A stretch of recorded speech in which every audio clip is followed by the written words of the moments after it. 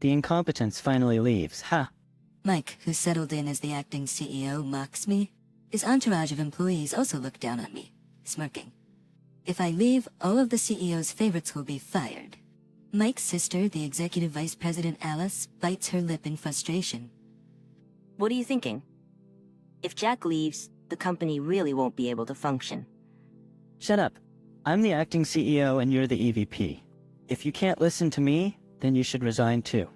The CEO's wife, Linda, is completely on Mike's side. If I resign, Mike will take over the company and I have no power to stop it. Watching this family-run business's internal strife is painfully distressing. I might as well resign. Thank you for everything up till now. I hum my head deeply. As I raise my head, I see that Mike, Linda, and the other employees have turned pale. Turning around, I am astonished. My name is Jack. I'm a 32-year-old salesman working for a mid-sized design company, Harrison Design.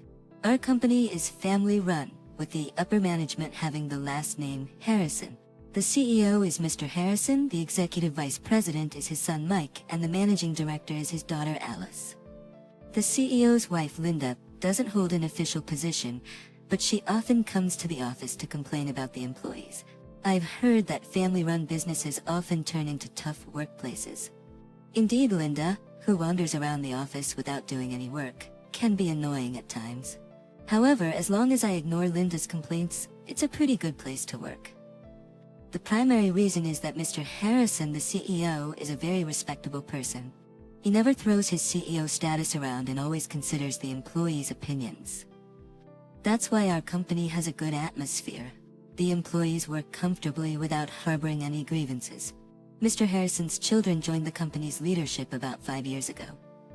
His eldest daughter Alice is a year older than his son Mike, but Alice is just the managing director and Mike is the executive vice president. Alice doesn't really complain about this. Alice, a graduate from a renowned university in a major city, is extremely capable and never brags about it. She puts the employees' comfort first, making her the type of female supervisor you'd willingly follow. On the other hand, Mike, who became the executive vice president, is somewhat problematic. Before joining his father's company, Mike traveled the world as a backpacker, while Alice gained experience in another design office. There's nothing wrong with world travel, but Mike seems unable to shake off his student mentality and doesn't like hearing anything unpleasant. Perhaps our company still clings to a male-dominated society, given Mike's promotion despite being younger. Linda's influence is a major factor in Mike's usefulness. She dotes on Mike and seems to indulge all his whims. Yet, as the son of the respectable Mr. Harrison, Mike will probably change as he gains experience. I thought I was still young, but it's been 10 years since I graduated college. During that time, I've worked solely for Harrison Design.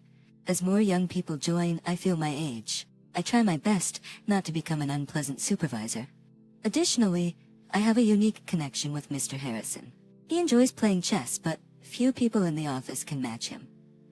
While there are people who play pool and checkers, I'm one of the few who can play chess.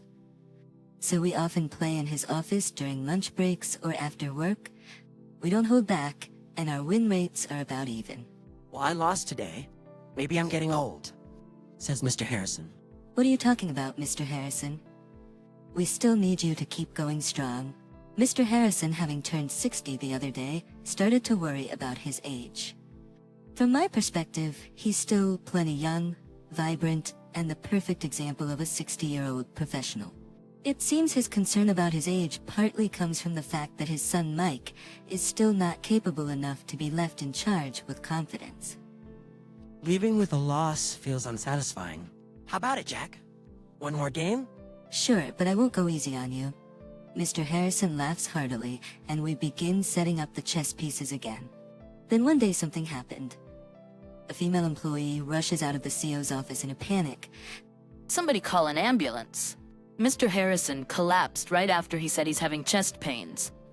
As we employees head towards the CEO's office, we find the door open, and several employees have already crowded inside. I hear the loud voices of Mike and Alice. Dad, hang in there. I'm loosening your tie now. Dad, you'll be okay. Just don't move. The ambulance is on its way. The paramedics arrived quickly and took Mr. Harrison away on a stretcher. Accompanying him were the executive vice president, Mike, and the managing director, Alice. Linda was at home and was informed, said she would head straight to the hospital. Meanwhile, us at the office couldn't focus on work, anxiously waiting for news from Mike and Alice. Soon, Alice called the company. Dad's completely unconscious now. He's in a critical condition with arrhythmia and high fever, she said. From that day, a wave of unease spread throughout the office. While we tried to keep working, everyone was whispering about the future of Harrison Design. If Mr. Harrison doesn't make it, will we all lose our jobs? No, the executive vice president and managing director are still here. One of them will take over. But one of them was a significant issue. I thought things might work out if Alice became the CEO, but I was only anxious about the future if Mike took the position. There were several family meetings at the Harrison household. Ultimately, my worst fears were confirmed. Mike, as the eldest son, was appointed the acting CEO. This is what I think is the downside of family-run businesses. But it's not like the employees could vote for an acting CEO. The next day, Mike arrived at the office, taking on his new role with confidence. During the morning assembly, Alice, the managing director, announced it to all the employees. Mr. Harrison is still unconscious. Harrison Design is facing its biggest crisis since its founding. Let's rally behind the acting CEO and get through this crisis together. As I listened to Alice's words, I found myself lost in thought. Is this really okay for Alice? Is she truly satisfied with this? A few words, please, acting CEO. I know everyone is anxious at a time like this, but I need you to trust me and give it your all. If we all work hard, surely my father's condition will improve. One of Mike's supporters starts clapping. Soon, other employees join in with the applause. I join in while intently watching Alice. Alice, trying not to reveal her true feelings, joins the applause with a cold smile. An employee standing next to me mutters softly. What's gonna happen now? I'm really worried. It seems I'm not the only one feeling anxious. A few days have passed since Mike became the acting CEO, and its impact is already apparent. Mike has begun implementing major layoffs. It's been 5 years since Mike joined Harrison Design, and there are quite a few employees who are dissatisfied with him. Unfortunately, I am one of them. It appears he wants to get rid of anyone he considers a nuisance. For now, let me explain what's happened so far. Before the layoffs started, Linda had begun frequenting the CEO's office. I don't know what they were discussing, but it didn't seem like good news for us employees. Hey, someone take somebody to the CEO's office and check out the situation. A female employee made tea and knocked on the door of the CEO's office. We all held our breath listening to the sound, but unfortunately, hardly any voices leaked out. We waited for the female employee who delivered the tea to return. Soon, she came back running. It looks like layoffs are definitely happening. Anyone who doesn't align with the acting CEO's views is out. That means those who oppose the executive vice president. No, the acting CEO in the past are definitely targets. What should we do? I've been pretty outspoken. If that's the case, I'm in a similar boat. Ever since Mike and Alice joined the company, it was clear who sided with the EVP and who with the MD. I was firmly anti-EVP, meaning I supported Alice. Then 2 of Mike's supporters from the CEO's office walked in, and we all fell silent. What's this, a funeral? So quiet here. We need to support Harrison Design under the acting CEO now. Well, who knows how many of you will remain. Just you wait and see. The 2 supporters exchanged glances and burst into loud laughter. It seemed their future was secure. And so, from the next day, one by one people were let go. First it was those who openly opposed Mike's methods. Then those who had never voiced opposition but sided with Alice when issues arose.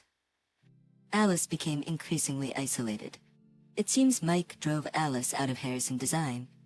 Despite being siblings with just a year's age difference and sharing the same parents' blood, why couldn't they get along?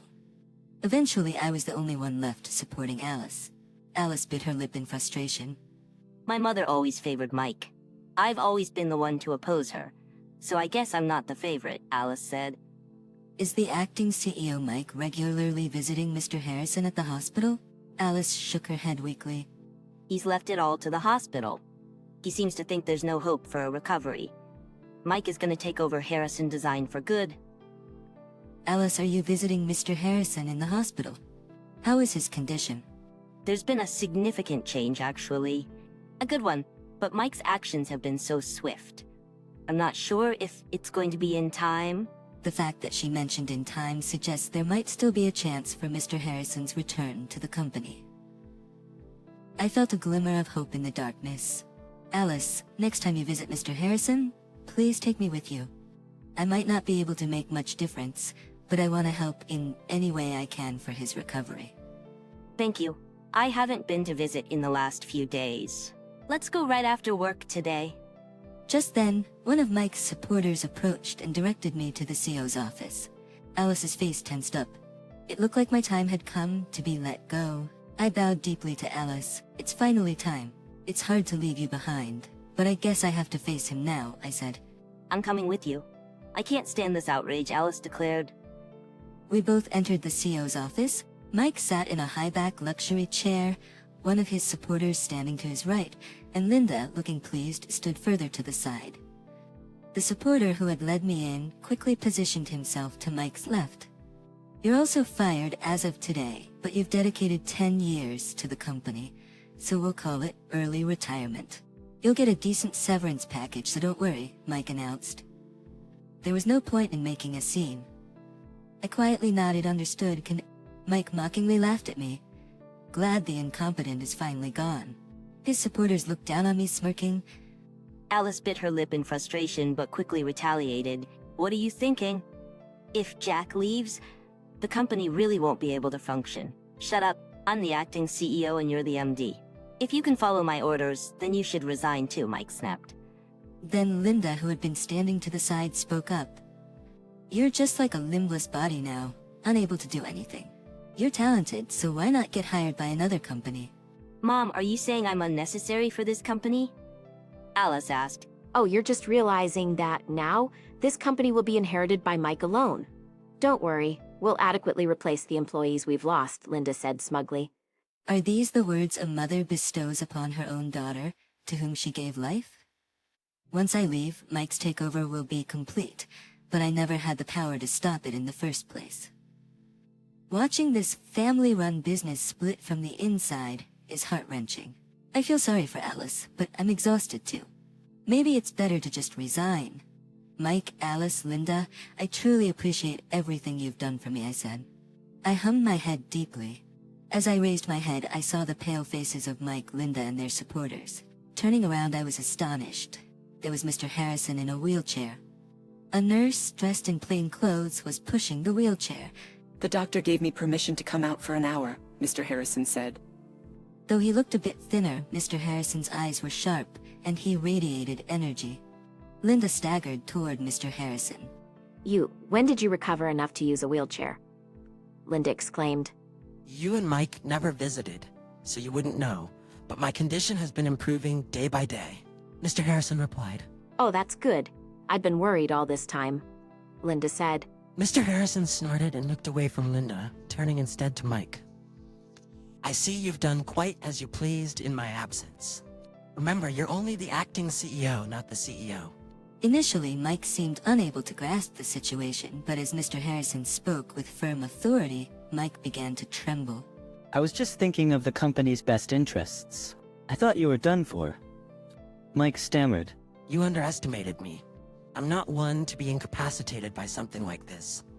My pulse has stabilized and my fever has gone down, Mr. Harrison asserted. That's great. I've been so worried, Mike replied, trying to sound sincere. Mr. Harrison glared at Mike. Don't say things you don't mean. But fine. It's probably your mother's influence anyway. It's a misunderstanding, dear. I would never put such ideas in Mike's head. Linda protested. I've known you long enough to know better. Anyway, Alice, I'm feeling a bit tired. Could you call an assisted taxi to take me back to the hospital? Mr. Harrison requested. Of course, Dad. I'll have you give orders from your hospital room. I'll be your hands and feet, Alice responded. Thanks to the incredible commotion, my early retirement was called off. Mr. Harrison's recovery has been remarkable. He's been working hard on rehabilitation to rebuild the muscles that weakened during his hospital stay. Gradually, he started to walk on his own again. I began visiting the hospital room daily with Alice, and each time we saw him, he seemed more energetic. However, it looked like a full recovery would still take some more time. So Alice brought a computer into Mr. Harrison's hospital room to make it easier for him to work. With Alice's assistance and me helping her, he could manage his CEO duties through telework from the hospital room. Despite being 60, Mr. Harrison is quite familiar with computers, so he was pleased to be able to work from his hospital room. He opened his laptop and turned on the power. Well then, what should we tackle first? First, let's restore Harrison Design to its original state. What Alice displayed on the computer screen was a list of employees who had been fired. It might seem too good to be true to fire them on our own accord and then ask them to come back. But we can't operate without them. I'm prepared to apologize to each of them personally, she said. That's right. I'll join you in apologizing. None of this would have happened if I hadn't fallen ill in the first place, Mr. Harrison agreed. Following Mr. Harrison's instructions, the fired employees were brought back. We all rejoiced at being reunited with smiles. I'm relieved to be reinstated. I was worried about my remaining mortgage, one employee said. That's good to hear. Let's continue to support Mr. Harrison, another added.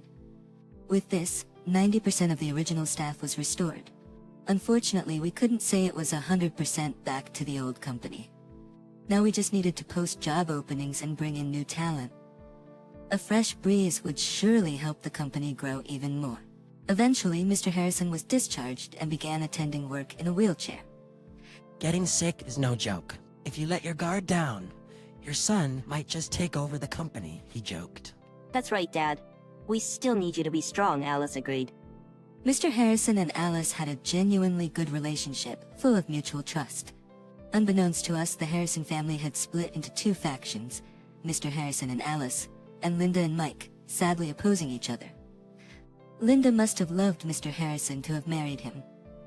Maybe love between a man and a woman doesn't last forever.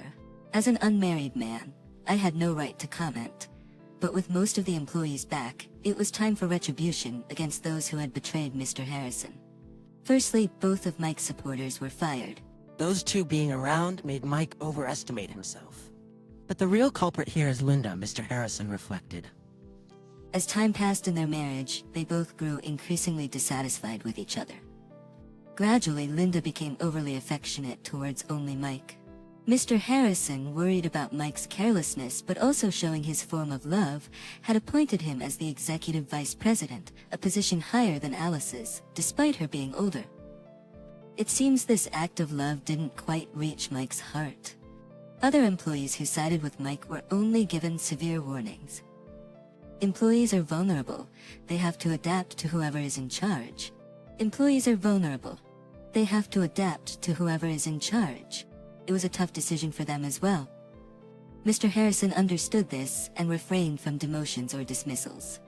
The main culprits in this situation were undoubtedly Mike and Linda. For Mr. Harrison, they were his son and wife, but they had to be appropriately punished. Firstly, Mike was demoted to a regular employee for manipulating employee fates in Mr. Harrison's absence. This personal decision seemed to have hit Mike hard. Having been appointed executive vice president upon joining the company and even using the CEO's office in his father's stead, it must have been unbearable for him. Ashamed of being a regular employee, Mike started coming to the office less frequently. For us in management positions, it was actually convenient not to have him around, as it was unclear how to direct him. However, his frequent absences became a concern, so I asked Alice about his home situation. So he's been shut in his room, with the housekeeper leaving his meals in the hallway outside. It's unbelievable, Alice said. However, Linda, who dotes on Mike, blames the clue-like turmoil on Mr. Harrison's illness. Their marital relationship seemed irreparably damaged. Both Mr. Harrison and Linda, deeply caring for their children, were living together for their sake, even though it was a struggle. Mr. Harrison decided to punish Linda as well, banning her from entering the company. When Linda complained, Mr. Harrison showed her photos and documents gathered by a detective agency. "You've been having an affair all this time. Did you think I knew nothing about it?" He confronted her. The reason Linda frequently visited Harrison Design was because her lover was there. Her lover was a young employee in his 30s, to whom Linda had been generously giving a lot of money.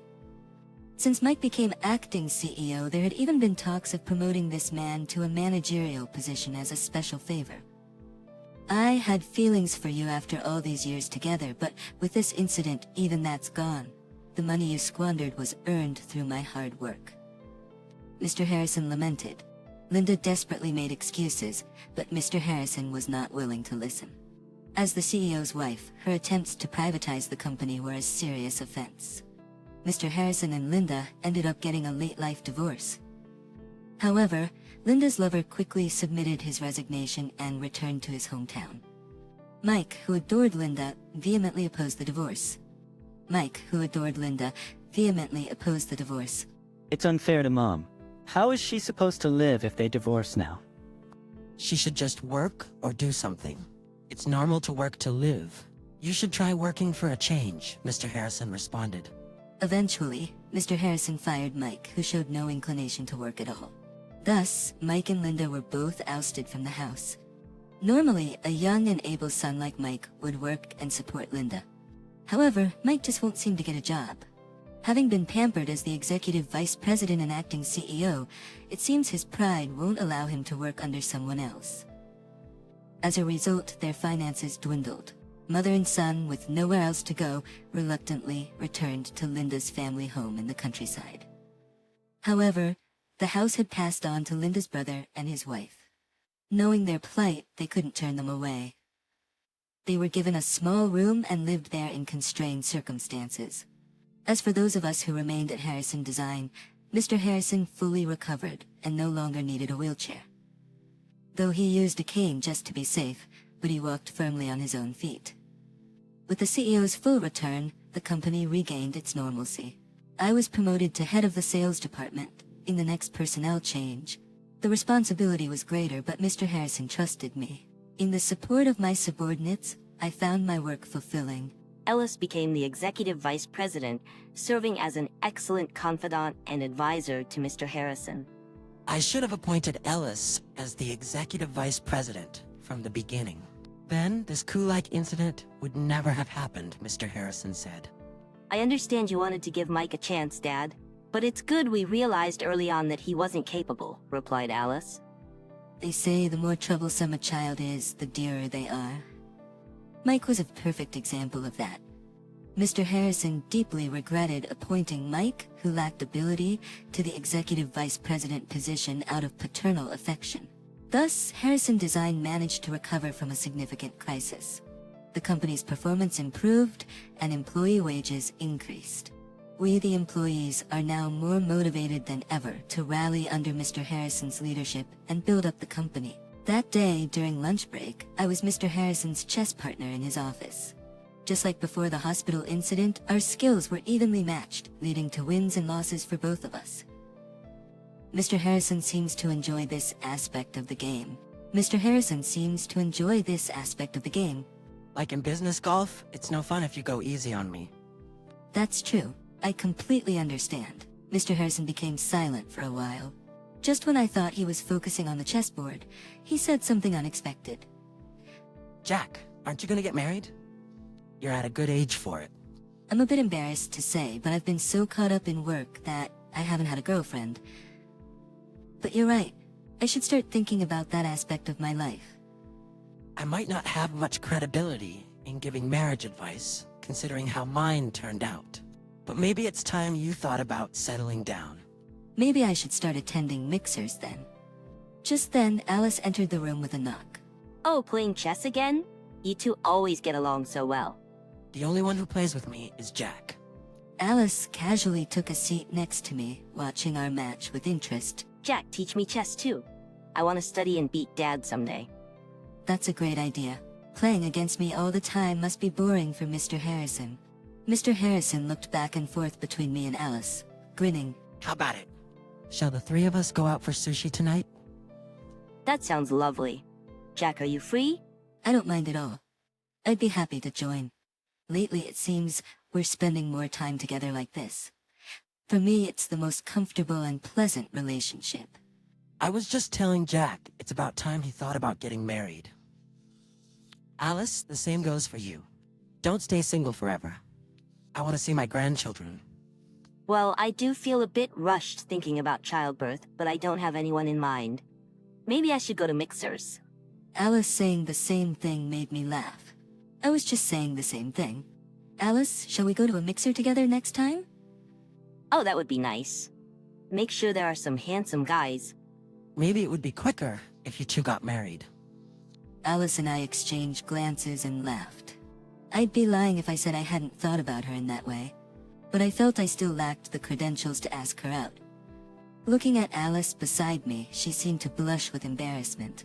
I vaguely thought about asking her out for drinks, just the two of us.